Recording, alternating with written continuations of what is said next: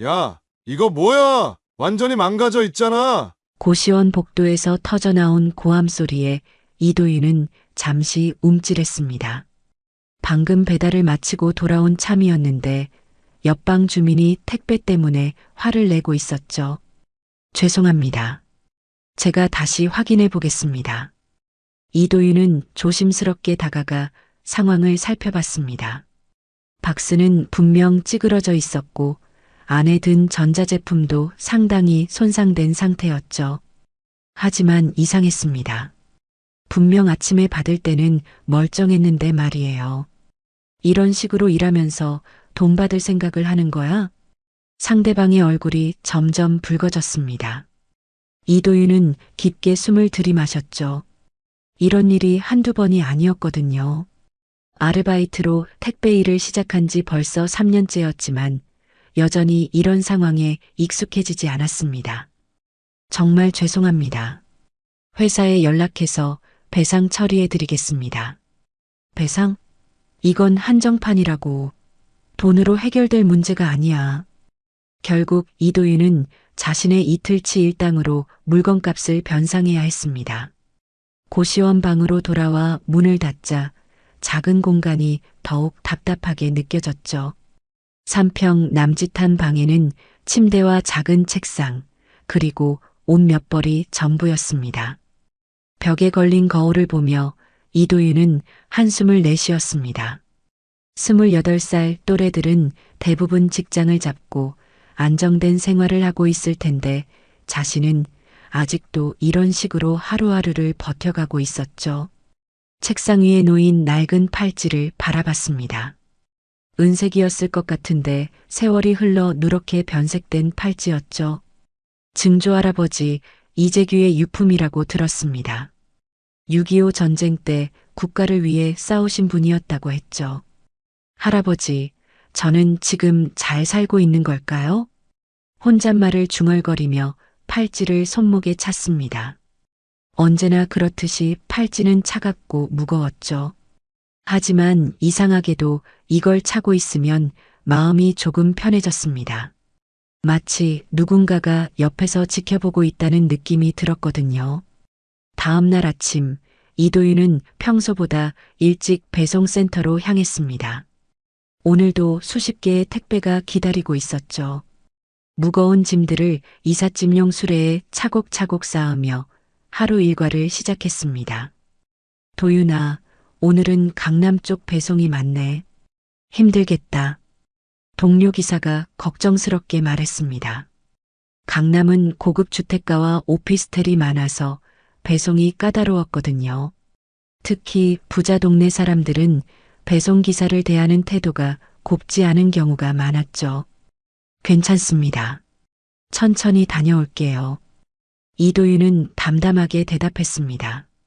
어차피 해야 할 일이라면 불평하지 않고 하는 게 맞다고 생각했거든요. 그게 증조 할아버지께서 보고 계신다면 부끄럽지 않은 모습일 테니까요. 첫 번째 배송지는 대치동의 고급 아파트였습니다. 경비원이 신분증을 확인하고 나서야 엘리베이터를 탈 수 있었죠. 20층까지 올라가는 동안 이도윤은 거울에 비친 자신의 모습을 봤습니다.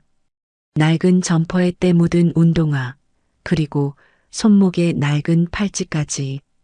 이 정도면 그래도 깔끔하게 입은 편이지. 스스로를 위로하며 문을 두드렸습니다. 하지만 문을 연 중년 여성의 첫마디는 예상과 달랐죠. 어머, 이 시간에 오시면 어떡해요. 아이가 자고 있다고 했잖아요. 죄송합니다. 조용히 전달드리겠습니다. 그런 게 아니라 시간을 맞춰서 와야죠. 요즘 배송 기사들은 정말. 이도윤은 고개를 숙이고 택배를 건넸습니다. 서명을 받고 나서도 한동안 잔소리를 들어야 했죠. 하지만 화를 내거나 변명하지 않았습니다. 그저 앞으로 주의하겠습니다라고 대답할 뿐이었어요. 엘리베이터에서 내려오는 길에 이도윤은 팔찌를 만졌습니다. 차갑고 거친 표면이 손끝에 느껴졌죠. 할아버지도 이런 어려움을 겪으셨을까요? 전쟁이라는 극한 상황에서도 꿋꿋하게 버텨내셨을 텐데 자신은 이 정도 일로 힘들어하고 있다니. 가난은 내 몫이지만 정직은 내가 지킨다. 이도윤만의 철학이었습니다. 힘들어도 남을 속이거나 거짓말하지 않겠다는 다짐이었죠. 그게 비록 더 어려운 길일지라도 말입니다. 여기가 맞나? 이도윤은 내비게이션을 다시 한번 확인했습니다. 평창동의 고급 주택가, 그것도 담장이 높은 단독주택이었죠. 택배 상자에 적힌 주소를 보니 틀림없었습니다. 하지만 이런 곳에 배송을 오는 건 처음이었어요. 대문 앞에 서자 자동으로 인터폰이 울렸습니다. 누구세요? 나이든 여성의 목소리가 들려왔죠. 택배 왔습니다. 잠깐만요. 잠시 후 대문이 열렸습니다. 그리고 이도윤 앞에 한 노부인이 나타났죠. 80대 중반쯤 되어 보이는데 품위 있는 한복을 입고 있었습니다. 하지만 어딘지 쓸쓸해 보이는 표정이었어요. 어서 오세요. 수고 많으셨습니다. 한미경의 목소리는 따뜻했습니다. 이도윤은 예의 바르게 인사를 했죠. 안녕하세요. 한미경님 맞으시죠? 네, 맞습니다. 이도윤이 택배 상자를 건네려는 순간이었습니다. 한미경의 시선이 그의 손목에 고정되었죠. 낡은 팔찌가 햇빛에 반짝이고 있었거든요. 잠깐. 한미경의 얼굴이 순식간에 창백해졌습니다. 떨리는 손을 뻗어 이도윤의 손목을 가리켰죠. 그 팔찌, 어디서 구하셨나요? 네. 아, 이거요? 이도윤은 당황스러웠습니다. 갑자기 팔찌에 대해 묻는 게 이상했거든요.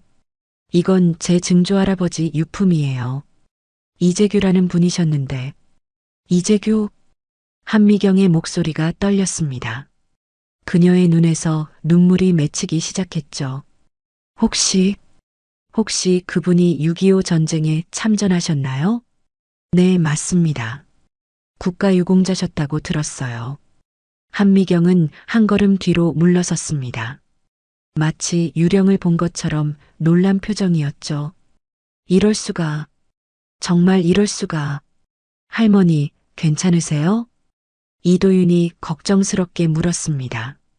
한미경은 깊은 숨을 들이마시며 자신을 진정시켰죠. 죄송해요. 갑자기 놀라게 해서. 그 팔찌가 너무나 익숙해서요. 익숙하다고요? 네. 아주 오래전에 본 적이 있거든요. 한미경의 목소리에는 그리움이 묻어났습니다. 마치 오랜 기억을 떠올리는 듯한 표정이었어요. 혹시 시간이 되시면 잠깐 들어오시겠어요? 그 팔찌에 대해 이야기하고 싶어서요. 이도윤은 망설였습니다. 배송 일정이 빠듯했거든요. 하지만 한미경의 간절한 눈빛을 외면할 수 없었죠. 네, 잠깐이라면. 집 안으로 들어서자 이도윤은 감탄을 금할 수 없었습니다. 고급스러운 가구들과 골동품들이 곳곳에 배치되어 있었거든요. 하지만 이상하게도 집안이 너무 조용했어요. 혼자 사시는 것 같았죠. 여기 앉으세요. 한미경이 거실 소파를 가리켰습니다. 이도윤은 조심스럽게 앉았죠. 자신의 낡은 작업복이 고급 소파와 대비되어 더욱 초라해 보였습니다. 차 한 잔 드릴까요? 아니에요, 괜찮습니다. 그래도 한미경은 부엌으로 가서 따뜻한 차를 준비했습니다. 그 사이 이도윤은 거실을 둘러봤죠. 벽에는 오래된 사진들이 걸려 있었습니다. 젊은 남성의 사진도 보였어요. 이분이 누구세요? 이도윤이 사진을 가리키자 한미경의 표정이 어두워졌습니다. 제 오빠예요. 전쟁 때 헤어졌죠. 아, 그 팔찌를 차고 계셨거든요. 항상. 한미경은 차를 건네며 말했습니다. 이도윤은 놀라서 자신의 손목을 봤죠. 정말요? 네. 오빠가 직접 만드신 거예요. 세상에 단 하나뿐인 팔찌죠. 이도윤의 가슴이 두근거렸습니다. 그렇다면 사진 속 남성이 자신의 증조할아버지일까요? 혹시 제가, 그러니까, 이름이 뭐라고 하셨죠? 이도윤입니다. 도윤, 도윤이. 한미경은 그 이름을 여러 번 되뇌었습니다. 마치 오래된 기억을 되살리려는 듯이 말이에요. 오빠가 만약 살아계셨다면 증손자쯤 될 나이겠네요. 이도윤은 말문이 막혔습니다. 이 상황이 믿어지지 않았거든요. 우연히 택배를 배달하러 왔다가 이런 이야기를 듣게 되다니. 할머니, 혹시 미안해요. 갑자기 이상한 말을 해서 그냥 그 팔찌가 너무 그리웠나 봐요. 한미경은 눈물을 닦으며 미소를 지었습니다. 하지만 그 미소 뒤에는 깊은 슬픔이 숨어 있었죠. 아니에요. 저도 궁금했거든요. 이 팔찌에 대해서. 그럼 내일도 이쪽으로 배송 오시나요? 아마도요. 그럼 내일 또 들러주세요. 더 이야기하고 싶어요. 이도윤은 고개를 끄덕였습니다. 왜인지 이 노부인을 그냥 두고 갈 수 없었거든요. 마치 오래전부터 알고 지낸 사람 같은 느낌이 들었어요. 집을 나서면서 이도윤은 여러 번 뒤를 돌아봤습니다. 한미경이 대문 앞에서 그를 바라보고 있었거든요. 그 눈빛에는 말할 수 없는 간절함이 담겨 있었죠. 배송을 마치고 고시원으로 돌아가는 길에 이도윤은 계속 생각했습니다. 정말 우연의 일치일까요? 아니면 운명이라는 게 정말 존재하는 걸까요? 손목의 팔찌가 유난히 따뜻하게 느껴졌습니다. 다음 날 이도윤은 평소보다 일찍 평창동으로 향했습니다. 배송할 택배가 있어서가 아니었죠. 그냥 한미경이 궁금했거든요. 어제 그 간절한 눈빛을 잊을 수가 없었습니다. 대문 앞에 서자 또다시 인터폰이 울렸습니다. 도윤이구나. 기다리고 있었어. 한미경의 목소리에는 기쁨이 묻어났죠. 문이 열리자 한미경이 환한 미소로 맞아주었습니다. 어제와는 완전히 다른 모습이었어요. 마치 오랜만에 만난 가족을 반기는 것 같았죠. 어서 들어와. 아침은 먹었니? 네, 편의점에서 김밥 하나. 그게 무슨 아침이야. 제대로 된 밥을 먹어야지. 한미경은 이도윤의 말을 끊고는 부엌으로 향했습니다. 이미 상을 차려놓고 기다리고 있었던 것 같았어요. 따뜻한 밥과 국, 그리고 여러 가지 반찬들이 정성스럽게 준비되어 있었죠. 이렇게까지 하실 필요 없는데. 필요 있어. 아주 많이. 한미경의 목소리에는 확신이 담겨 있었습니다. 이도윤은 어색해하면서도 식탁에 앉았죠. 잘 먹겠습니다. 많이 먹어. 너무 말랐구나. 한미경은 이도윤이 밥을 먹는 모습을 유심히 지켜봤습니다. 마치 오랫동안 보고 싶어 했던 광경을 보는 것 같았어요. 정말 맛있습니다. 그래. 오랜만에 이렇게 차려봤네. 혼자 사세요? 응. 남편은 10년 전에 세상을 떠났고 아이들은 없어서. 한미경의 표정이 잠깐 어두워졌습니다. 하지만 금세 밝아졌죠. 그런데 도윤아, 어떻게 택배 일을 하게 됐니? 다른 일자리를 구하기가 쉽지 않아서요. 학력도 부족하고. 학교는 어디까지 나왔는데? 고등학교까지요. 대학은 형편이 안 돼서. 이도윤은 조금 부끄러웠습니다. 이런 고급스러운 집에서 자신의 처지를 말하는 게 초라하게 느껴졌거든요. 그런 게 중요한 게 아니야. 성실하게 사는 게 더 중요하지. 한미경의 말에 이도윤은 고개를 들었습니다. 따뜻한 위로였죠. 부모님은 어떻게 되셨니? 어릴 때 돌아가셨어요. 조부모님도 제가 10살 때. 그럼 혼자서 자랐구나. 한미경의 목소리가 떨렸습니다. 마치 자신의 일처럼 가슴 아파하는 것 같았어요. 고아원에서 자랐는데 나쁘지 않았어요. 원장님이 좋으셨거든요. 얼마나 힘들었을까. 괜찮았어요. 그때 이 팔찌가 있어서 외롭지 않았거든요. 이도윤이 손목의 팔찌를 만지자 한미경의 눈빛이 달라졌습니다. 도윤아, 그 팔찌 정말 너희 증조 할아버지 거야? 네, 확실해요. 고아원 원장님이 직접 물려주셨거든요. 그분 성함이 정말 이재규였고? 네. 왜 그러세요? 한미경은 잠시 말이 없었습니다. 뭔가 깊은 고민에 빠진 것 같았죠. 아니야, 그냥 신기해서.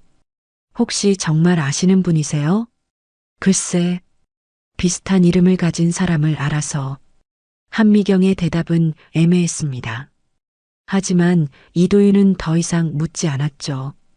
개인적인 이야기일 수도 있으니까요. 도윤아, 앞으로도 가끔 들러주겠니? 혼자 있으니까 심심해서. 네, 좋아요. 이도윤의 대답에 한미경의 얼굴이 환해졌습니다. 그럼 내일도 올 거지? 배송이 있으면요. 없어도 와. 할머니가 밥 해줄게. 이상했습니다. 처음 만난 사람인데 이렇게 친근하게 대해주다니. 하지만 이도윤도 싫지 않았어요. 오랫동안 그리워했던 가족의 따뜻함 같은 게 느껴졌거든요. 그럼 내일도 오겠습니다. 좋아, 좋아. 한미경은 연신 고개를 끄덕였습니다. 마치 어린아이처럼 기뻐하는 모습이었죠. 집을 나서면서 이도윤은 뒤돌아봤습니다.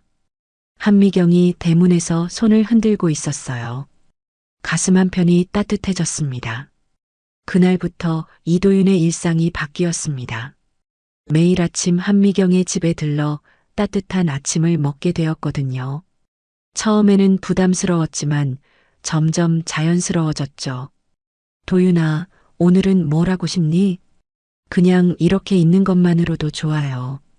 정말 심심하지 않아? 아니에요. 할머니랑 이야기하는 게 재밌어요. 한미경은 이도윤의 말에 감동받았습니다. 오랫동안 혼자 살면서 이런 대화가 그리웠거든요. 도윤아, 혹시 꿈이 있니? 꿈이요? 응, 앞으로 뭘 하고 싶은지. 이도윤은 잠시 생각했습니다. 사실 꿈이라는 것을 생각해 본 적이 별로 없었거든요.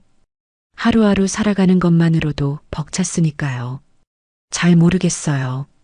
그냥 떳떳하게 살고 싶어요. 떳떳하게? 네.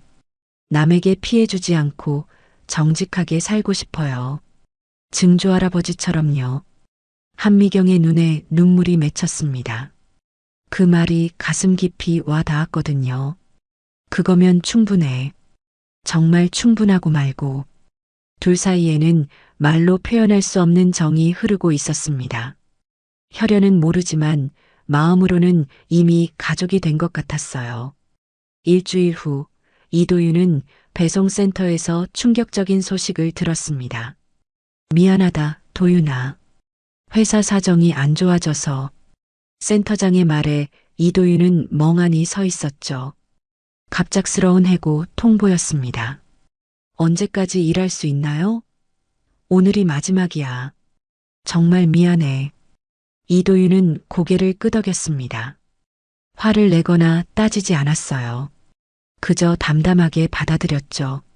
마지막 배송을 마치고 한미경의 집으로 향했습니다. 인사를 드려야겠다고 생각했거든요. 매일 아침을 함께 했는데 갑자기 안 나타나면 걱정하실 테니까요. 대문 앞에 서서 인터폰을 눌렀습니다. 하지만 대답이 없었죠. 다시 한번 눌러봤지만 여전히 조용했습니다. 이상하네. 평소 같으면 벌써 나오셨을 텐데요. 문을 살짝 밀어봤습니다. 열려 있었어요. 한미경은 항상 문을 잠그는 분이었는데 말이죠. 할머니, 계세요? 집 안으로 들어가며 불렀습니다. 하지만 대답이 없었어요. 거실로 가자 이도윤은 깜짝 놀랐습니다. 한미경이 소파 옆 바닥에 쓰러져 있었거든요. 의식을 잃은 상태였죠. 할머니, 이도윤은 급히 달려가 한미경을 확인했습니다. 맥박은 뛰고 있었지만 매우 약했어요. 즉시 휴대폰으로 119에 신고했죠. 여보세요, 응급실이요. 노인분이 의식을 잃고 쓰러져 계세요. 주소를 알려주고 응급처치 방법을 물어봤습니다. 구급차가 올 때까지 이도윤은 한미경 곁을 지켰습니다. 손을 잡고 계속 말을 걸었어요. 할머니, 괜찮으실 거예요. 금방 병원 가실 거예요. 한미경의 손이 차갑게 식어가고 있었습니다. 이도윤의 가슴이 철렁했어요. 이런 상황을 경험하는 건 처음이었거든요. 구급차가 도착했고 응급구조사들이 들어왔습니다. 어떤 상황이었나요? 제가 왔을 때 이미 쓰러져 계셨어요. 보호자세요? 아니요. 그런데 이도윤은 망설였습니다. 보호자는 아니지만 그냥 두고 갈 수는 없었어요. 같이 가겠습니다. 가족이 아니시면 가족입니다. 이도윤은 단호하게 말했습니다. 마음으로는 정말 가족 같았거든요. 병원 응급실에서 기다리는 시간이 길게 느껴졌습니다. 의사가 나와서 설명해 주었어요. 뇌졸중으로 보입니다. 다행히 발견이 빨라서 생명에는 지장 없을 것 같네요. 의식은 언제 돌아오나요? 내일쯤이면 깨어날 겁니다. 이도윤은 안도의 한숨을 쉬었습니다. 정말 다행이었어요. 밤새 병실을 지키며 이도윤은 생각했습니다. 일주일이라는 짧은 시간이었지만 한미경은 자신에게 특별한 존재가 되어 있었어요. 처음으로 가족 같은 따뜻함을 느끼게 해준 분이었죠. 손목에 팔찌를 만지며 중얼거렸습니다. 할아버지, 할머니를 지켜주세요. 다음 날 오전 한미경이 천천히 눈을 떴습니다. 흐릿한 시선으로 주변을 둘러보더니 이도윤을 발견했죠. 도윤아, 여기가 어디니? 병원이에요. 괜찮으세요? 한미경은 이도윤의 손을 꽉 잡았습니다. 고마워. 정말 고마워. 목소리가 많이 약해져 있었어요. 할머니, 무리하지 마세요. 아니야, 할 말이 있어. 한미경의 눈빛이 진지해졌습니다. 도윤아, 그 팔찌 다시 한번 보여줄래? 이도윤은 소매를 걷어 올렸습니다. 한미경은 떨리는 손으로 팔찌를 만졌어요. 역시 맞구나. 무슨 말씀이세요?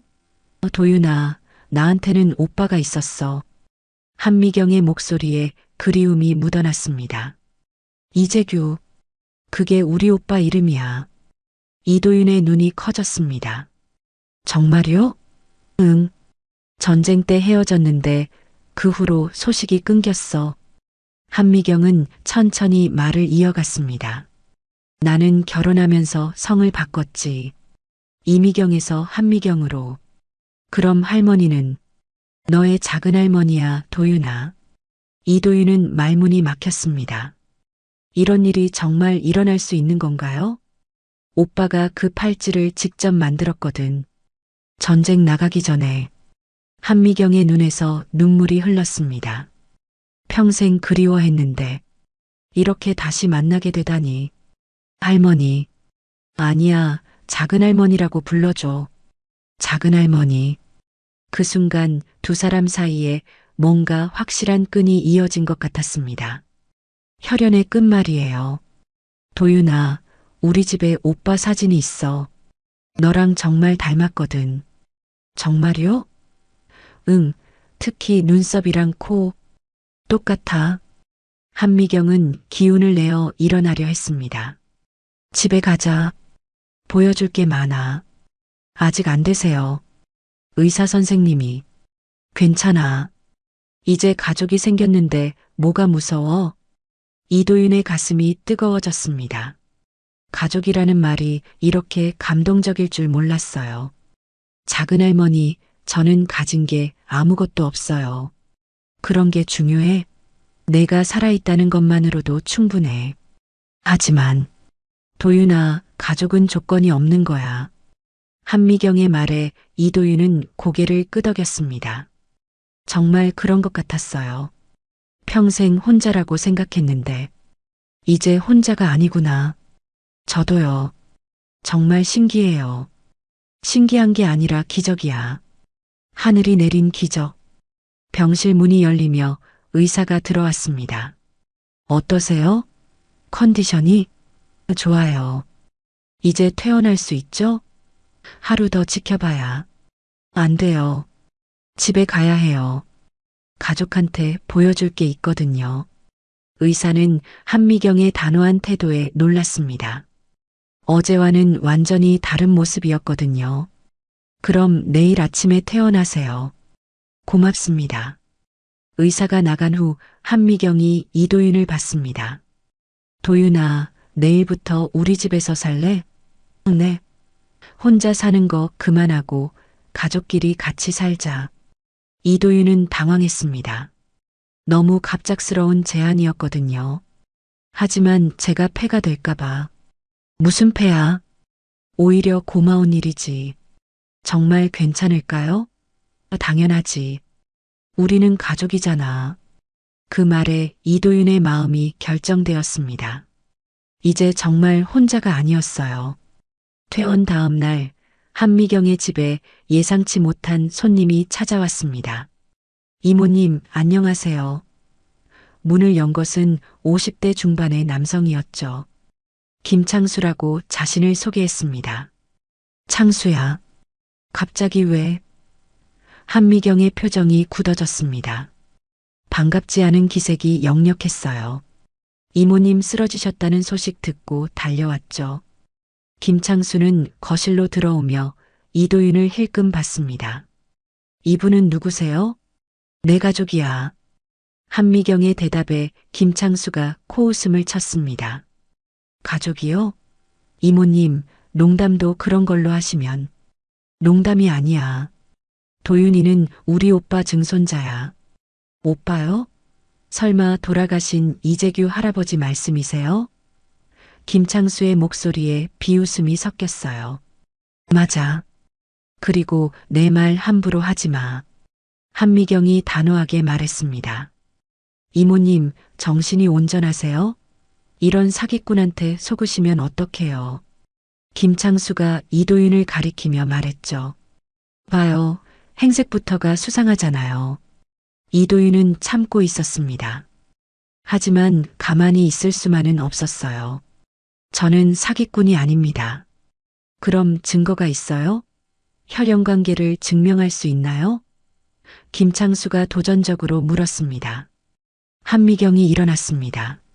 증거, 여기 있어. 그녀는 서재로 가서 오래된 상자를 가져왔어요. 이게 뭔데요? 오빠 유품들이야. 상자를 열자 낡은 사진들과 서류들이 나왔습니다. 한미경이 사진 하나를 꺼내 보였어요. 이게 우리 오빠야. 사진 속 젊은 남성의 손목에는 이도윤과 똑같은 팔찌가 있었습니다. 김창수의 얼굴이 하얗게 변했어요. 그리고 이건 가족관계 기록이야. 한미경이 오래된 서류를 보였습니다. 이재규, 이미경, 여기 다 나와 있어. 하지만 이것만으로는 김창수가 악착같이 버텼습니다. 그때 현관문이 열렸습니다. 최 기사가 들어왔어요. 사모님, 무슨 일이세요? 최 기사님, 잘 왔어요. 한미경이 반가워했습니다. 창수 씨가 도윤이를 믿지 않네요. 최 기사는 상황을 파악하고는 김창수를 냉정하게 봤습니다. 김 씨, 또 왔군요. 최 기사님도 이 사람이 진짜라고 생각하세요? 물론이죠. 제가 직접 확인했거든요. 최 기사가 서류 뭉치를 꺼냈습니다. 호적 등본, 재적 등본. 모든 기록이 일치합니다. 김창수는 절망적인 표정을 지었어요. 그럼, 정말로. 네, 도윤 씨는 사모님의 진짜 가족입니다. 안 돼. 이건 말이 안 돼. 김창수가 소리쳤습니다. 제가 이모님을 얼마나 챙겨드렸는데. 챙겨줬다고? 1년에 한 번 안부 전화가 챙긴 거야? 한미경의 목소리에 분노가 섞였습니다. 그래도 저는 친척이에요. 이 사람은 갑자기 나타난. 갑자기가 아니야. 하늘이 보내주신 거야. 이도윤이 조용히 말했습니다. 저는 할머니, 아니, 작은 할머니의 재산에는 관심 없어요. 뭐라고요? 저한테 정말 필요한 건 가족이었어요. 돈이 아니라. 김창수는 이해할 수 없다는 표정이었습니다. 말도 안 돼. 재산을 포기한다고? 포기하는 게 아니라 원하지 않는 거예요. 이도윤의 진심이 담긴 말에 한미경이 감동했습니다. 그런데 김창수 씨, 당신은 왜 여기 온 거죠? 최 기사가 날카롭게 물었습니다. 혹시 사모님 재산이 목적 아니었나요? 김창수는 더 이상 변명할 수 없었습니다. 저는 이제 그만 가세요. 한미경이 단호하게 말했습니다. 앞으로 우리 집에 오지 마세요. 김창수는 분한 표정으로 집을 나갔습니다. 하지만 돌아올 수 없다는 걸 알고 있었어요. 도윤아, 미안해. 불쾌했을 거야. 괜찮아요. 이제 끝났잖아요. 최 기사가 웃으며 말했습니다. 도윤 씨 같은 분이 진짜 가족이죠.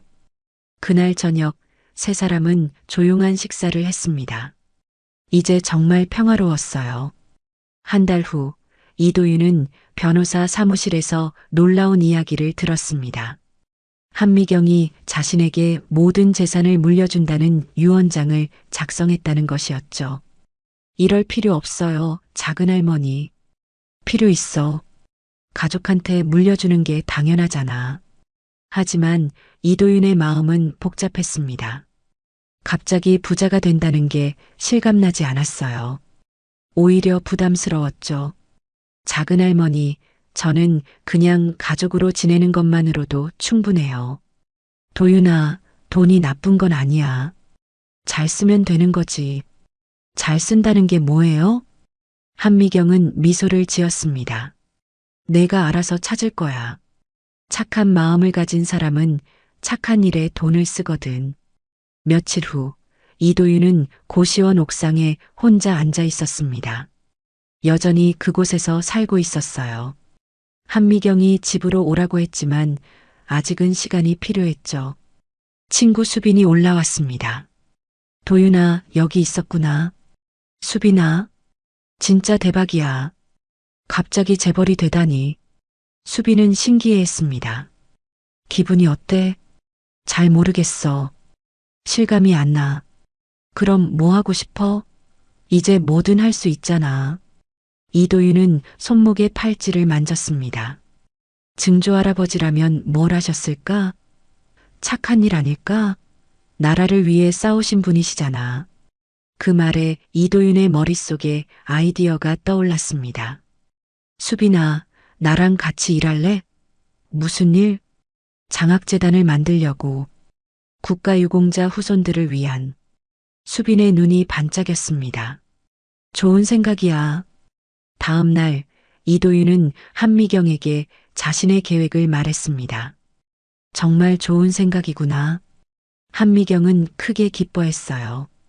오빠가 들으시면 정말 자랑스러워 하실 거야. 도와주실 거죠? 당연하지. 나도 같이 할게. 몇 주 후 이재규 장학재단이 설립되었습니다. 국가유공자 후손 중 어려운 환경에 있는 학생들을 돕는 재단이었어요. 이도윤은 이사장이 되었고 수빈은 사무국장이 되었죠. 첫 번째 장학생 선발 날이었습니다. 이도윤은 자신과 비슷한 처지의 청년들을 만났어요. 저희 같은 사람들을 도와주셔서 감사합니다. 한 학생이 눈물을 흘리며 말했습니다. 이도윤의 가슴이 뭉클했어요. 제가 받은 도움을 나누는 것뿐이에요. 하지만 쉽지 않은 결정이셨을 텐데. 전혀요. 오히려 이게 맞는 것 같아요. 그날 저녁 한미경과 저녁을 먹으며 이도윤이 말했습니다.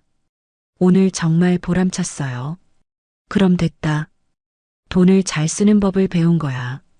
작은할머니 덕분이에요. 아니야, 내 마음 덕분이지. 이도윤은 창밖을 봤습니다. 별이 유난히 밝게 빛나고 있었어요. 마치 증조할아버지가 하늘에서 지켜보고 계시는 것 같았죠. 이제 정말 혼자가 아니구나. 응, 우리는 가족이니까. 손목의 팔찌가 따뜻하게 느껴졌습니다. 이 작은 팔찌가 이끌어준 기적 같은 만남이었어요. 1년 후, 한미경은 조용히 잠들듯 세상을 떠났습니다. 병원에서도 놀랄 정도로 평화로운 죽음이었어요. 이도윤의 손을 꽉 잡고 마지막 말을 남겼죠. 고마웠어, 도윤아. 덕분에 행복했어. 장례식 날 많은 사람들이 조문을 왔습니다. 장학재단을 통해 도움받은 학생들도 모두 왔어요. 할머니께서 정말 좋은 일 많이 하셨어요. 덕분에 저희가 공부할 수 있었거든요. 이도윤은 조문객들을 맞으며 생각했습니다. 한미경이 얼마나 많은 사람들에게 사랑받았는지 알 수 있었어요. 도윤 씨, 힘내세요. 수빈이 옆에서 위로해 주었습니다. 할머니께서 하늘에서 지켜보고 계실 거예요. 고마워, 수빈아. 이도윤의 목소리가 쉬어 있었습니다. 장례를 마치고 집으로 돌아온 이도윤은 한미경의 영정 앞에 앉았습니다. 사진 속 한미경이 환하게 웃고 있었어요. 도윤과 처음 만났을 때보다 훨씬 행복해 보이는 표정이었죠. 작은할머니, 저 혼자서도 잘할 수 있을까요? 조용한 집안에 이도윤의 목소리만 울렸습니다. 손목의 팔찌를 바라봤습니다. 이제 이 팔찌는 두 분의 추억이 담긴 유품이 되었어요. 증조할아버지 이재규와 작은할머니 한미경의 마지막 연결고리였죠. 며칠 후 이도윤은 장학재단 사무실에서 새로운 계획을 세웠습니다. 올해는 장학생을 2배로 늘려보자. 정말요? 재정은 괜찮을까요? 수빈이 걱정스럽게 물었습니다. 괜찮아. 작은할머니가 남겨주신 게 많거든. 하지만 너무 무리하면 무리가 아니야. 이게 우리가 해야 할 일이야. 이도윤의 눈빛에는 확신이 담겨 있었습니다. 그날 오후 이도윤은 고아원을 찾아갔습니다. 자신이 자랐던 곳이었어요. 원장 선생님이 반갑게 맞아주었죠. 도윤아, 정말 대단해졌구나. 아니에요. 운이 좋았을 뿐이에요. 운이 아니야. 내가 착하게 살았으니까 이런 복이 온 거야. 이도윤은 아이들에게 도시락을 나눠주었습니다.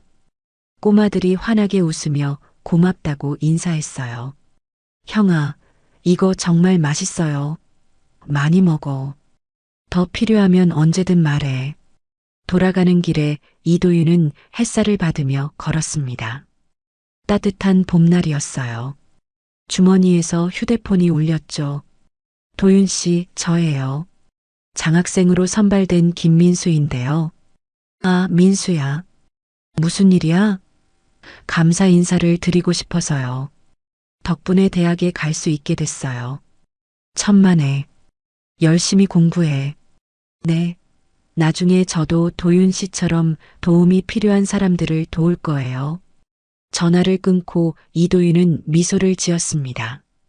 이런 게 진짜 보람이구나 싶었어요. 저녁에 집에 돌아와 한미경의 영정 앞에 앉았습니다.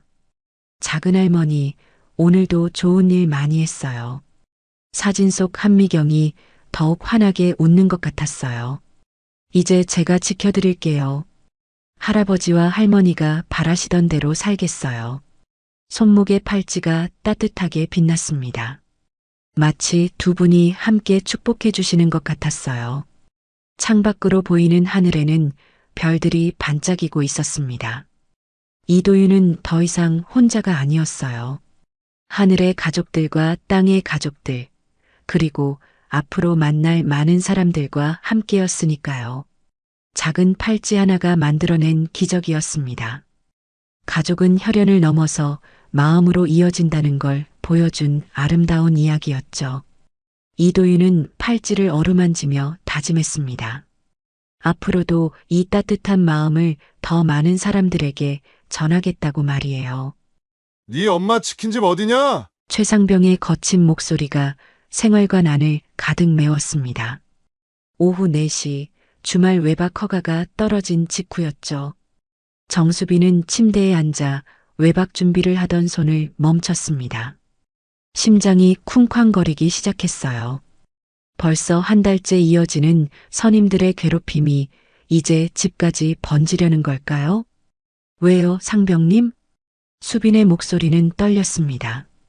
20살 막내 이등병에게 24살 최상병은 절대 권력이었거든요. 왜긴 뭘 왜야? 네가 맨날 엄마 치킨집 자랑하잖아. 우리도 한번 가보자고. 최상병 옆에 서 있던 김일병이 비실비실 웃으며 거들었습니다. 맞아, 수빈아. 선임들이랑 같이 가서 맛있는 거 먹으면 얼마나 좋아? 네 엄마도 좋아하실 거야. 수빈은 속이 뒤틀렸습니다. 어머니가 운영하는 작은 치킨집을 생각하니 가슴이 먹먹해졌어요. 시장 한복판에 있는 그 작은 가게는 어머니의 전부였거든요. 아버지가 돌아가신 후 혼자서 수빈과 누나 유진을 키우며 악착같이 일해온 곳이었습니다. 상병님, 저희 집은 정말 작은 가게라서. 작으면 어때? 우리가 가서 홍보해주면 더 손님 많이 올 거 아냐? 최상병이 비웃듯 말했습니다. 그의 얼굴에는 이미 결심이 서 있었어요. 수빈은 휴대폰을 꺼내 어머니께 전화를 걸려다가 멈췄습니다. 어머니가 얼마나 기뻐하실지 뻔했거든요. 아들의 선임들이 놀러 온다니 온갖 정성을 다해 대접하려 하실 게 분명했어요. 하지만 수빈은 알고 있었습니다. 최상병과 김일병이 어떤 사람들인지 말이죠. 평소에도 후임병들을 괴롭히는 걸 재미로 여기는 인물들이었거든요. 특히 최상병은 자신이 군대에서 권력을 가졌다고 착각하며 온갖 횡포를 부리곤 했습니다. 어서 전화해. 우리 간다고.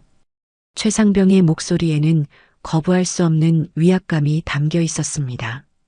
수빈은 떨리는 손으로 어머니께 전화를 걸었어요. 엄마, 저예요. 수빈이. 어머, 우리 아들. 외박 나왔구나. 집에 와. 어머니의 밝은 목소리가 들려왔습니다. 수빈의 가슴은 더욱 무거워졌어요. 엄마, 선임들이 치킨집에 가고 싶다고 하시는데 괜찮을까요? 어머, 정말 우리 수빈이 선임들이 오신다고? 당연히 좋지. 몇 분이나 오시는데? 어머니의 기쁜 목소리를 들으며 수빈은 눈시울이 뜨거워졌습니다. 4명이요. 알았어. 엄마가 맛있게 준비해 놓을게. 빨리 와. 전화를 끊은 수빈은 한숨을 깊게 내쉬었습니다. 최상병과 김일병은 이미 외출복으로 갈아입고 있었어요. 자, 그럼 가자. 수빈이 엄마가 어떤 분인지 구경도 할 겸. 최상병의 말에 김일병이 희죽거렸습니다. 상병님, 진짜 맛있을 것 같은데요? 수빈이가 맨날 자기 엄마 치킨이 제일 맛있다고 하니까. 수빈은 가방을 매며 속으로 기도했습니다. 제발 큰 사고만은 나지 않기를, 어머니가 상처받지 않기를 말이죠. 하지만 가슴 한편으로는 불길한 예감이 스며들고 있었습니다. 이 외박이 평범하게 끝나지 않을 것 같다는 느낌이 들었거든요. 시장 입구에서부터 치킨 튀기는 냄새가 코끝을 자극했습니다. 오후 5시 저녁 장사 준비로 분주한 시간이었죠. 여기가 니네 엄마 가게야? 최상병이 미숙인의 치킨이라고 쓰인 간판을 올려다보며 말했습니다. 김일병은 주변을 두리번거리며 코웃음을 쳤어요. 생각보다 작네. 진짜 동네 치킨집이구나. 수빈은 가슴이 철렁했습니다. 벌써부터 무시하는 투의 말들이 시작되고 있었거든요. 어서 와, 수빈아. 정미숙이 앞치마를 두른 채 가게 앞으로 나왔습니다. 50대 초반의 나이지만 억척스러운 삶이 만든 단단함이 얼굴에 배어 있었어요. 어머, 이분들이 우리 수빈이 선임들이시구나. 어서 들어오세요. 정미숙의 얼굴에는 진심 어린 기쁨이 가득했습니다. 아들의 선임들이 이렇게 가게까지 찾아와 주다니 얼마나 고마운 일인지 모르겠다는 표정이었죠. 안녕하세요, 아주머니. 최상병입니다. 최상병이 어색하게 인사했습니다. 김일병도 뒤따라 고개를 숙였어요. 김일병이라고 합니다. 아이고, 고마워요. 우리 수빈이 많이 부탁드려요. 들어오세요. 들어와서 앉으세요. 정미숙이 손님들을 안내하며 테이블을 닦았습니다. 가게 안은 테이블 4개가 전부인 작은 공간이었어요.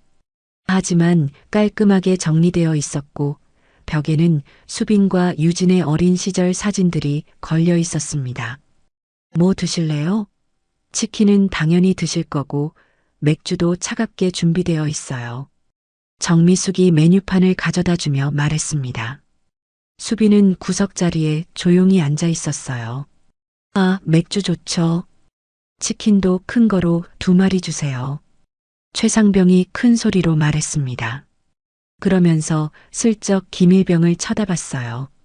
아주머니, 여기 치킨 진짜 맛있다면서요?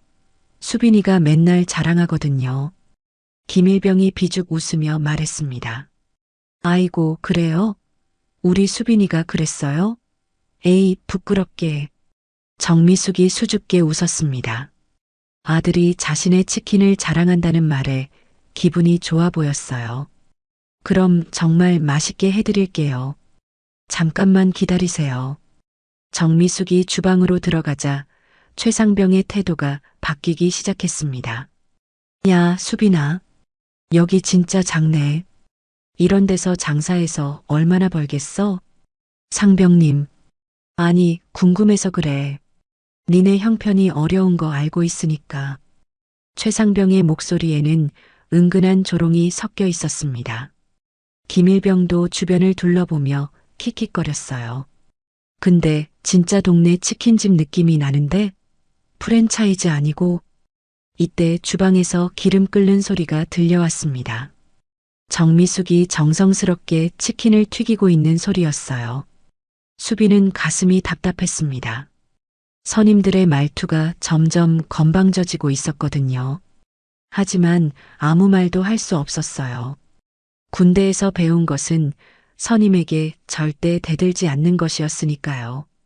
아, 맥주 시원하게 해서 가져다 주세요. 최상병이 큰 소리로 소리쳤습니다. 정미숙이 네, 곧 가져다 드릴게요. 라고 대답하는 소리가 들렸어요. 김일병이 수빈을 쳐다보며 낄낄거렸습니다. 야, 수빈아. 네 엄마 완전 착하시네. 우리 잘 대접해 주려고 하시는 것 같은데? 수빈은 고개를 숙이고 있을 수밖에 없었습니다. 이 상황이 어디로 흘러갈지 불안했지만 어떻게 해야 할지 모르겠었거든요. 잠시 후 정미숙이 차가운 맥주와 밑반찬들을 가져왔습니다. 맥주 시원해요. 치킨도 곧 나올 거예요. 고맙습니다, 아주머니. 최상병이 맥주를 따라 마시며 말했습니다. 하지만 그의 눈빛에는 뭔가 계산적인 것이 보였어요. 수빈은 뒤에서 설거지하는 소리를 들으며 불안감이 커져갔습니다. 그리고 문득 누나 유진이 생각났어요. 지금쯤 어디서 뭘 하고 있을까 궁금했습니다. 나왔습니다. 갓 튀긴 치킨이에요. 정미숙이 김이 모락모락 나는 치킨 2마리를 테이블에 올렸습니다. 황금빛으로 바삭하게 튀겨진 치킨에서는 고소한 냄새가 풍겨 나왔어요. 우와, 진짜 맛있어 보이는데요? 김일병이 눈을 반짝이며 말했습니다. 하지만 그 말투에는 어딘지 과장된 느낌이 있었어요. 드세요, 드세요. 소스도 여러 종류 있으니까 취향대로 찍어서 드시면 돼요. 정미숙이 간장 소스, 치킨무 양념 소스까지 정갈하게 차려주었습니다. 정말 정성스럽게 준비한 것이 한눈에 보였어요. 최상병이 치킨 한 조각을 집어들고 한 입 베어 물었습니다. 실제로는 꽤 맛있었지만 그는 일부러 시큰둥한 표정을 지었어요. 그냥 그런데요? 정미숙의 얼굴이 순간 굳었습니다. 하지만 곧 억지로 미소를 지으며 말했어요. 아, 그래요? 입맛에 안 맞나 봐요. 다른 소스도 있으니까 그걸로 드셔보세요. 아니에요, 아주머니. 맛있어요, 맛있어. 김일병이 어색하게 웃으며 거들었습니다. 하지만 최상병을 힐끔 쳐다보는 것이 보였어요. 수비는 가슴이 타들어가는 것 같았습니다.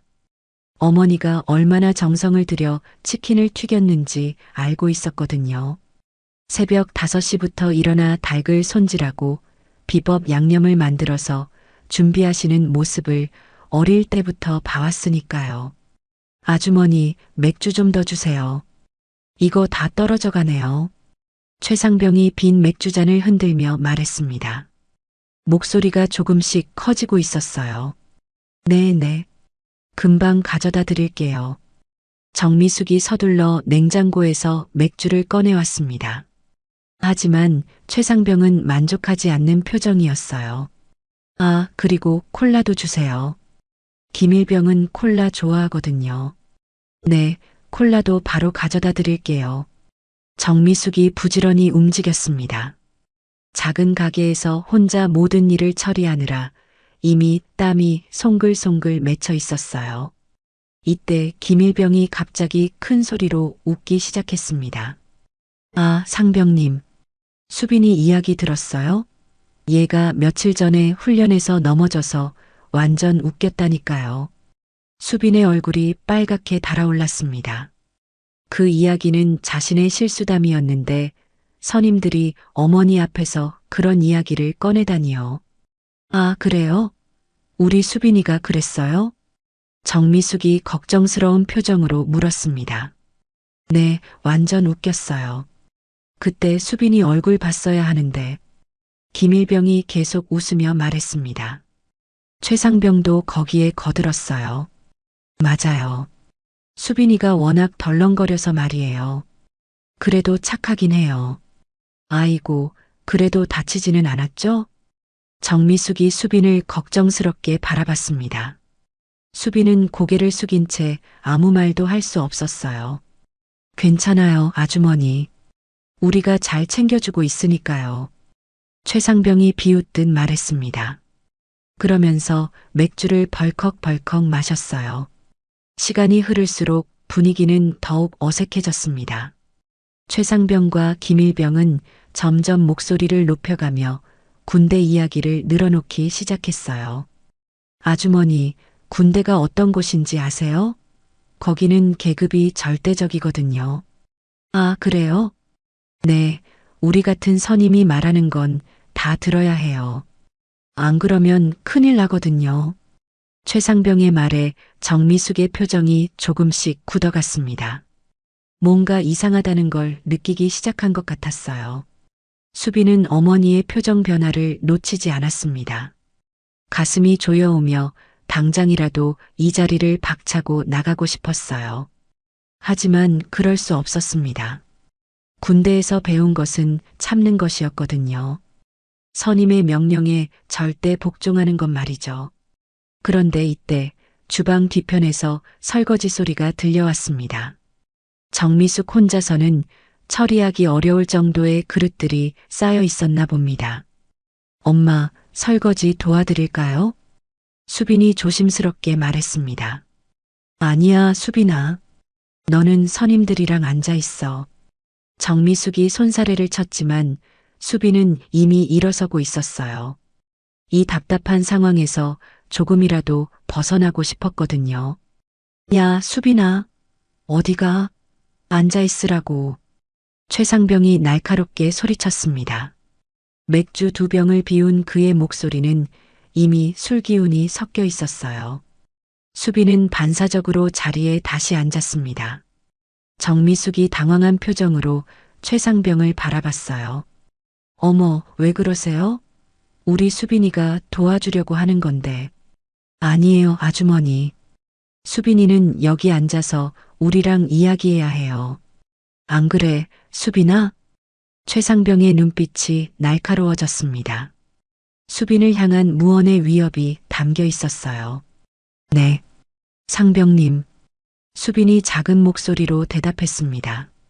정미숙은 뭔가 이상하다는 걸 느끼기 시작했지만 정확히 무엇인지는 알 수 없었어요.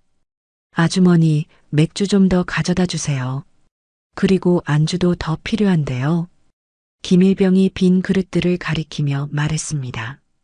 이미 치킨 2마리는 거의 다 먹었고 밑반찬들도 바닥이 보이고 있었어요. 아, 네. 뭐 더 드릴까요? 소시지 있어요? 아니면 계란말이? 소시지는 있는데 계란말이는 지금 만들어야 해서. 그럼 소시지 주세요. 맥주도 시원한 걸로 서너 병. 최상병이 마치 자신의 집인 양 편하게 주문했습니다. 정미숙은 어쩔 수 없이 고개를 끄덕였어요. 네, 알겠습니다. 정미숙이 주방으로 들어가자 최상병이 수빈에게 다가앉았습니다. 야, 수빈아. 네 엄마 완전 착하시네. 우리가 뭘 시켜도 다 해주시잖아. 우리한테 고마워해야지. 고마워해야지. 우리가 니네 가게에 와서 이렇게 돈 쓰고 있는데. 아니, 공짜로 주는 건가? 김일병이 낄낄거리며 거들었습니다. 맞아, 수빈아. 우리가 오늘 여기서 얼마나 쓸 것 같아? 수빈은 알고 있었습니다. 선임들이 돈을 낼 생각이 있는지 의문스러웠거든요. 평소에도 후임들에게 돈을 빌려가고는 갚지 않는 일이 많았으니까요. 소시지 나왔어요. 정미숙이 접시 가득 소시지를 구워서 가져왔습니다. 그리고 시원한 맥주도 함께 내놓았어요. 우와, 맛있겠다. 아주머니, 정말 잘하시네요. 최상병이 과장된 칭찬을 했습니다. 하지만 그의 표정에는 진심이 담겨 있지 않았어요. 시간이 흐르면서 최상병과 김일병의 목소리는 점점 커졌습니다. 다른 손님들이 들어오려다가 시끄러운 분위기를 보고 나가는 일도 생겼어요. 아주머니, 여기 맥주 떨어져 가요. 최상병이 테이블을 탁 치며 소리쳤습니다. 정미숙이 깜짝 놀라며 달려왔어요. 아, 네. 지금 가져다 드릴게요. 빨리 좀 가져와요. 목말라 죽겠네. 김일병까지 짜증스러운 톤으로 말했습니다. 정미숙의 얼굴에 당황스러운 기색이 역력했어요. 수빈은 견딜 수가 없었습니다. 어머니가 이렇게 무시당하는 모습을 보는 것이 너무 괴로웠거든요. 상병님, 제가 가져다 드릴게요. 야, 앉아 있으라고. 네 엄마가 하는 게 맞아. 여기는 니네 가게잖아. 최상병이 수빈을 제지했습니다. 그러면서 정미숙을 향해 말했어요. 아주머니, 우리는 손님이니까 잘 대접해 주셔야죠. 안 그래요? 정미숙은 말없이 맥주를 가져다 놓았습니다. 하지만 그녀의 표정에는 분명히 불쾌함이 스며들고 있었어요. 이때 최상병이 갑자기 큰 소리로 웃기 시작했습니다. 아, 맞다. 수빈아, 네가 며칠 전에 울면서 집에 전화한 거 기억나지? 수빈의 얼굴이 하얗게 질렸습니다. 그것은 훈련이 너무 힘들어서 잠깐 약해진 순간이었는데 선임들이 그걸 알고 있었던 것이죠. 상병님, 그건. 뭐가 그거냐? 엄마한테 전화해서 집에 가고 싶다고 울면서 말하더라고. 아주머니, 들으셨어요? 정미숙의 얼굴이 굳어졌습니다. 아들이 그렇게 힘들어했다는 이야기를 처음 듣는 것이었거든요. 수빈은 어머니를 차마 쳐다볼 수 없었습니다. 이 모든 상황이 악몽 같았어요. 그런데 바로 그때 주방 뒤편에서 설거지하던 소리가 멈췄습니다. 누군가 조용히 앞으로 걸어 나오는 발소리가 들렸어요. 치워야겠네. 근데 니들 정신 좀 먼저 치워줄까? 차분하지만 서늘한 목소리가 가게 안을 가득 메웠습니다. 주방에서 천천히 걸어 나온 여성은 20대 후반의 단단한 체격을 가진 정유진이었어요. 최상병과 김일병이 동시에 고개를 돌렸습니다. 순간 분위기가 싸늘해졌어요. 알마야, 너 뭐야? 최상병이 술기운에 거만하게 물었습니다. 하지만 유진의 표정을 본 순간 뭔가 달라진 느낌을 받았어요. 정유진, 수빈이 누나. 유진이 간단히 자신을 소개했습니다. 그러면서 휴대폰을 꺼내 화면을 켰어요. 지금까지 다 녹화됐어. 군 기강회의, 민간인 협박, 가게 영업방해, 모든 게 증거로 남아있지. 김일병이 당황하며 일어섰습니다. 뭐라고요? 우리가 언제 협박했다고. 앉아. 유진의 한마디에 김일병이 반사적으로 다시 앉았습니다. 그녀의 목소리에는 거부할 수 없는 위압감이 담겨 있었거든요. 수빈은 믿을 수 없다는 표정으로 누나를 바라봤습니다. 언제부터 여기 있었던 걸까요? 누나, 언제부터? 처음부터. 엄마 일 도우러 왔다가 니들 구경하고 있었어. 유진이 최상병을 똑바로 쳐다보며 말했습니다. 최상병 맞지? 수빈이한테서 이름 많이 들었거든. 최상병의 얼굴이 조금씩 굳어갔습니다.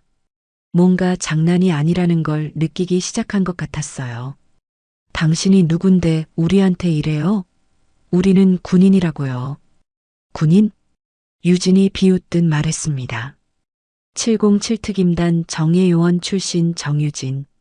현재 민간특수보안팀 소속. 계급으로 치면 니들보다 훨씬 위야. 순간 최상병과 김일병의 얼굴이 하얗게 변했습니다. 707특임단이라는 이름을 모를 리 없었거든요. 뭐라고요? 707? 김일병이 더듬거리며 말했습니다. 맞아. 그 707 맞아. 궁금하면 신분증 보여줄까?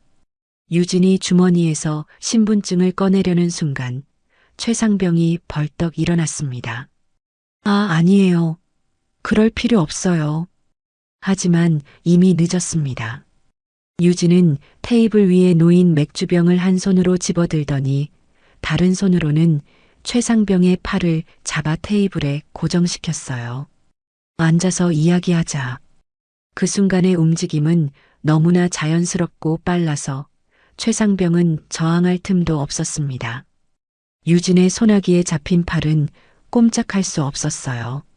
아파요. 놓아주세요. 아파? 우리 수빈이는 한 달 동안 얼마나 아팠을까? 유진의 목소리는 여전히 차분했지만 그 안에 담긴 분노는 뜨겁게 끓고 있었습니다. 정미숙이 놀란 표정으로 딸을 바라봤어요. 유진아, 이게 무슨... 엄마, 잠깐만요. 이 친구들이랑 할 이야기가 좀 있어서요. 유진이 최상병의 팔을 놓아주며 말했습니다. 최상병은 팔을 부비며 겁에 질린 표정을 지었어요. 김일병은 이미 울상이 되어 있었습니다. 저희가 잘못했어요. 장난이었어요, 장난. 장난? 유진이 김일병을 향해 한 발짝 다가갔습니다. 한 달 동안 후임 괴롭히는 게 장난이야? 민간인한테 반말하고 무시하는 게 장난이고? 수빈은 이 모든 상황이 꿈만 같았습니다. 그동안 자신을 괴롭혔던 선임들이 누나 앞에서 이렇게 작아지는 모습이 믿어지지 않았거든요. 유진이 휴대폰 화면을 두 사람에게 보여주었습니다. 여기 보이지? 니들이 수빈이 험담하고 우리 엄마한테 반말하는 거 다 녹화됐어. 이거 부대에 신고하면 어떻게 될까? 최상병이 식은땀을 흘리며 말했습니다. 제발이요. 우리가 잘못했어요. 다시는 안 그럴게요. 지금 와서 빌어. 수빈이는 한 달 동안 얼마나 힘들었는데. 유진의 눈빛이 더욱 날카로워졌습니다. 일어나. 유진의 명령에 최상병과 김일병이 떨리는 다리로 일어났습니다. 두 사람의 얼굴은 이미 공포로 일그러져 있었어요. 우선 우리 엄마한테 제대로 사과부터 해. 유진이 정미숙을 가리키며 말했습니다. 아주머니, 정말 죄송합니다. 최상병이 깊게 고개를 숙였습니다. 김일병도 뒤따라 절을 했어요. 저희가 정말 잘못했습니다. 용서해 주세요. 정미숙은 당황스러운 표정으로 딸을 바라봤습니다. 유진아, 이게 도대체. 엄마, 이 사람들이 수빈이를 한 달 동안 괴롭혔어요. 오늘도 여기 와서 무료로 먹고 마시려고 했고요. 유진의 설명에 정미숙의 얼굴이 굳어졌습니다. 그제야 오늘 상황이 이상했던 이유를 알 것 같았어요. 수빈아, 그게 정말이야? 정미숙이 아들을 바라보며 물었습니다. 수빈은 고개를 끄덕일 수밖에 없었어요. 네. 엄마, 죄송해요. 아이고, 우리 수빈이가. 정미숙의 눈시울이 붉어졌습니다. 아들이 그런 고생을 하고 있었는데 자신은 모르고 있었다는 사실이 마음 아팠거든요. 이때 유진이 휴대폰으로 전화를 걸기 시작했습니다. 여보세요, 경찰서죠? 신고할 게 있어서요. 안 돼요. 제발요. 김일병이 울음을 터뜨리며 유진의 옷자락을 잡았습니다. 저희 부대에서 알면 큰일 나요. 제발 한 번만 봐주세요. 최상병도 무릎을 꿇었습니다. 정말 죄송합니다. 다시는 절대 안 그럴게요. 수빈이한테도 잘할게요. 유진이 전화를 끊고 두 사람을 내려다봤습니다. 지금까지 수빈이한테 한 짓들 생각해봐. 심부름시키고 돈 빼앗고 폭언하고 그걸 다 기억하고 있을까? 기억해요. 정말 잘못했어요. 최상병이 떨리는 목소리로 대답했습니다. 그럼 이제부터 어떻게 할 거야? 수빈이를 보호하겠습니다. 다른 선임들한테도 건드리지 말라고 할게요. 김일병이 눈물을 흘리며 말했습니다. 수빈은 이 모든 상황이 믿어지지 않았습니다. 그동안 자신을 괴롭혔던 선임들이 이렇게 빌고 있다니요. 유진이 지갑을 꺼내 계산서를 확인했습니다. 오늘 먹은 것 값은 12만 원. 여기 있는 돈으로 계산하고 가. 네. 당연히 계산하겠습니다. 최상병이 서둘러 지갑을 꺼냈습니다. 하지만 지갑 안에는 3만 원밖에 없었어요. 돈이 부족한데. 부족해? 유진의 목소리가 차가워졌습니다. 그럼 어떻게 할 거야? 설마 공짜로 먹고 갈 생각이었던 거야? 김일병이 황급히 자신의 지갑도 꺼냈습니다. 두 사람의 돈을 합쳐도 겨우 7만 원이었어요.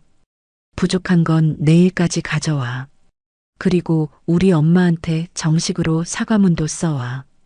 네, 반드시 그렇게 하겠습니다. 두 사람이 동시에 고개를 끄덕였습니다. 유진이 수빈을 바라봤습니다. 수빈아, 앞으로 이런 일 있으면 바로 누나한테 연락해. 알았지? 응, 누나. 수빈의 목소리는 떨리고 있었지만 그 안에는 감사함이 가득했어요. 그리고 니들. 유진이 다시 최상병과 김일병을 향했습니다. 오늘부터 수빈이는 내가 보호한다. 건드리는 순간 가만 안 둘 거야. 부대로 헬기 타고 찾아간다. 이해했어? 네, 이해했습니다. 두 사람이 큰 소리로 대답했습니다. 정미숙이 유진의 손을 잡았습니다. 유진아, 고마워. 엄마가 몰라서. 괜찮아요, 엄마. 이제 수빈이 안전할 거예요. 그 순간 가게 밖에서 박수 소리가 들려왔습니다. 시장 상인들이 문 앞에 모여서 박수를 치고 있었어요. 잘했어. 저런 군인들 혼내줘야 돼. 맞아. 우리 수빈이 많이 힘들었겠구나. 따뜻한 격려의 목소리들이 이어졌습니다. 경찰차가 시장 입구에 도착했습니다. 유진이 신고한 대로 2명의 경찰관이 치킨집으로 걸어왔어요. 신고 접수하고 왔습니다. 상황이 어떻게 되는 건가요? 중년의 경찰관이 가게 안을 둘러보며 물었습니다. 최상병과 김일병은 이미 얼굴이 새하얗게 질려 있었어요. 이 두 사람이 민간인 협박과 가게 영업방해를 했습니다. 증거 영상도 있고요. 유진이 차분하게 설명했습니다. 그러면서 휴대폰에 저장된 영상을 경찰관에게 보여줬어요. 경찰관이 영상을 확인하더니 고개를 끄덕였습니다. 아, 이건 명백한 영업방해네요. 그리고 군인이라면서 이런 행동을 하다니. 저희가 정말 잘못했습니다. 최상병이 경찰관 앞에서 깊게 절을 했습니다. 김일병도 울먹이며 따라했어요. 처음 해본 일이고 다시는 절대 안 그럴게요. 하지만 경찰관의 표정은 엄중했습니다. 군인이 이런 행동을 하면 부대에도 알려야 합니다. 신분증 좀 보여주세요. 두 사람이 떨리는 손으로 신분증을 내밀었습니다.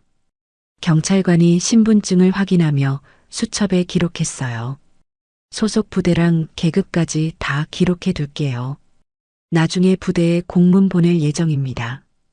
김일병이 무릎을 꿇으며 빌었습니다. 경찰관님, 제발 한 번만 봐주세요. 부대에 알려지면 정말 큰일 나요. 그럴 걸 왜 했어요? 군인이라는 신분을 이용해서 민간인 괴롭히는 게 맞습니까? 경찰관의 따끔한 질책에 두 사람은 할 말이 없었습니다. 이때 시장 상인들이 하나둘씩 모여들기 시작했어요. 저 사람들 우리 수빈이 괴롭혔다면서요? 아이고, 그렇게 착한 애를 왜? 군인이 그러면 안 되지. 따가운 시선들이 최상병과 김일병에게 쏟아졌습니다. 두 사람은 고개도 제대로 들 수 없었어요. 정미숙이 경찰관에게 말했습니다. 경찰관님, 이 사람들이 돈도 제대로 안 가져와서 계산도 못하고 있어요. 그래요? 그럼 이건 무전 취식이네요. 더 심각한 문제군요. 경찰관의 말에 최상병이 황급히 주머니를 뒤졌습니다. 아, 아니에요. 돈 있어요. 하지만 아무리 찾아도 부족한 건 마찬가지였어요. 유진이 팔짱을 끼고 말했습니다. 내일까지 부족한 금액 가져오겠다고 약속했어요. 그리고 사과문도 써오기로 했고요. 경찰관이 수첩에 내용을 기록했습니다. 알겠습니다. 그럼 내일까지 약속 지키는지 확인해 보겠어요. 만약 약속 어기면 바로 정식 입건할 겁니다. 네, 반드시 지키겠습니다. 두 사람이 동시에 대답했습니다. 수빈은 이 모든 상황을 지켜보며 가슴이 벅찼습니다. 그동안 자신을 괴롭혔던 사람들이 이렇게 혼나는 모습을 보니 속이 시원하기도 했지만 한편으로는 복잡한 감정이 들었어요. 유진이 수빈의 어깨에 손을 올렸습니다. 수빈아, 앞으로는 이런 일 없을 거야. 누나가 지켜줄게. 누나, 고마워. 수빈의 목소리는 떨리고 있었습니다. 그동안 혼자 견뎌야 했던 시간들이 떠올라서 눈시울이 뜨거워졌어요. 정미숙이 두 아이를 바라보며 미소를 지었습니다. 우리 유진이가 있어서 다행이야. 엄마는 정말 몰랐어. 시장 상인들도 하나씩 격려의 말을 건넸습니다. 수빈아, 앞으로는 힘들면 바로 말해야 해. 그래, 우리가 다 도와줄게. 군대 가서도 당당하게 지내야 해. 따뜻한 위로의 말들이 이어졌습니다. 경찰관이 마지막으로 확인했습니다. 그럼 내일 오후까지 부족한 금액이랑 사과문 가져오는 거 맞죠? 최상병과 김일병이 마지막으로 절을 하고는 황급히 가게를 나갔습니다. 꼬리를 내린 채 도망가는 모습이었어요. 가게 안은 다시 평온을 되찾았습니다. 하지만 이날의 일은 모든 사람들의 마음에 깊이 새겨질 것 같았어요. 일주일이 지났습니다. 미숙이네 치킨은 그 어느 때보다 바쁜 하루를 보내고 있었어요. 어머, 또 줄이 이렇게 길어졌네? 정미숙이 놀란 표정으로 가게 밖을 내다봤습니다. 저녁 6시인데도 손님들이 길게 줄을 서 있었거든요. 엄마, 이제 익숙해지셔야 해요. 유진이 웃으며 치킨을 포장하고 있었습니다. 며칠 전부터 어머니를 도와가게 일을 함께 하고 있었어요. 사연은 이랬습니다. 707특임단 출신 누나가 동생을 괴롭히는 선임들을 혼내준다는 영상이 SNS에 퍼지면서 화제가 된 것이죠. 정의로운 누나의 참교육이라는 제목으로 수십만 명이 시청했고 댓글도 수천 개가 달렸어요. 우와, 이런 누나가 있다니 부럽다. 군대 선임들 진짜 저렇게 해야 해. 치킨집 어디야? 가서 먹어보고 싶다. 이런 댓글들이 이어지면서 자연스럽게 가게 홍보가 된 것입니다. 유진 씨, 정말 멋있어요. 단골 손님 한 분이 치킨을 받아가며 말했습니다. 저도 딸이 있는데 유진 씨 같은 누나였으면 좋겠어요. 아니에요. 당연한 일했을 뿐이에요. 유진이 겸손하게 대답했습니다. 이때 문자 소리가 들렸어요. 수빈에게서 온 메시지였습니다. 누나, 부대에서 연락해. 최상병이랑 김일병이 정말 달라졌어. 다른 후임들한테도 잘해주고 나한테는 특히 더 친절해. 고마워, 누나. 유진이 미소를 지으며 답장을 보냈습니다. 다행이다. 힘든 일 있으면 언제든 연락해. 정미숙이 딸의 모습을 흐뭇하게 바라봤습니다. 유진아, 정말 고마워. 엄마 혼자서는 어떻게 했을지 몰라. 엄마 뭐려? 가족이잖아요. 손님들이 계속 들어오면서 가게는 더욱 바빠졌습니다. 하지만 모두의 얼굴에는 밝은 미소가 있었어요. 저녁 9시쯤 마지막 손님을 보내고 나서야 정리를 시작할 수 있었습니다. 오늘 매출이 평소의 3배나 돼요. 유진이 계산기를 두드리며 말했습니다. 정말 이렇게 잘 될 줄 몰랐어. 정미숙이 기쁜 표정을 지었습니다. 그동안 어려웠던 가게 사정이 한순간에 나아진 것이죠.